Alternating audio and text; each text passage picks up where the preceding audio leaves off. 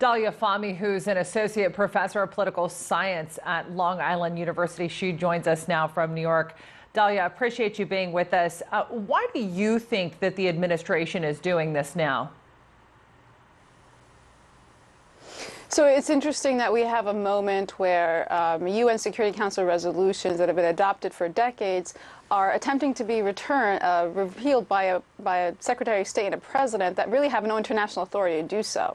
And so in many ways, what they're doing is signaling to the world that international relations and domestic politics have a lot to play here.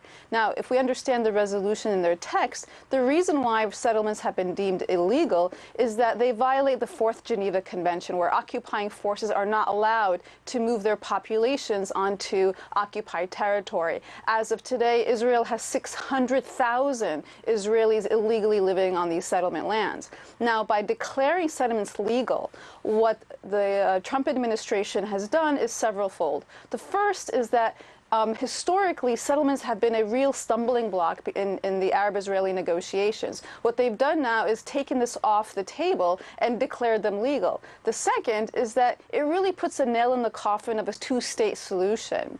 And third, this idea that the United States is choosing domestic sides in politics in Israel, first by declaring the capital, moving the embassy in the capital of Jerusalem in 2017, recognizing the annexation of the Golan Heights, and now today the recognition of Israeli settlements. The United States is standing itself apart for not just international law and international agreements and international status quo, but 50 years of U.S. policy towards Israel. It's not just the Obama administration and the Trump administration's obsession with repealing anything President Obama did, but it really goes counter to 50 years of U.S. foreign policy. And ultimately what this does is it deems the United States not a credible broker in a two-state solution peace agreement. We've known this, though, for a long time, Dalia. We knew when the U.S. declared Jerusalem as the capital of Israel, they were no longer going to be an honest and unbiased negotiator and mediator in this conflict. But in all of the years since this has happened, and we know that this is the Trump administration's stance, we know Kushner's ties to Israel. Why haven't we seen any other of the European partners step up in this regard or take more of a leadership role in this capacity? I mean, the European Union, I believe our correspondent said earlier in that report, has already rejected the move by the United States. So why isn't anybody else stepping in? They've rejected the move, and they have also condemned it just a couple of hours ago.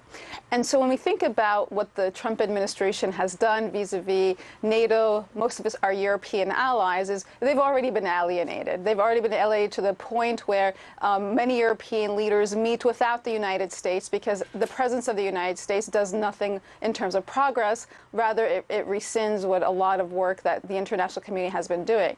But if you think about, and unfortunately, the domestic political situation in both the United States and in Israel, they are both tenuous in terms of the president is going through impeachment hearings, and in Israel, Prime Minister Netanyahu has not been able to form a coalition government. And so it could be the unfortunate situation that President Trump and Secretary Pompeo are actually playing domestic politics on the international world stage. One, to benefit Netanyahu, and two, to kind of create a diversion from what is happening in Congress today in terms of hearings on impeachment.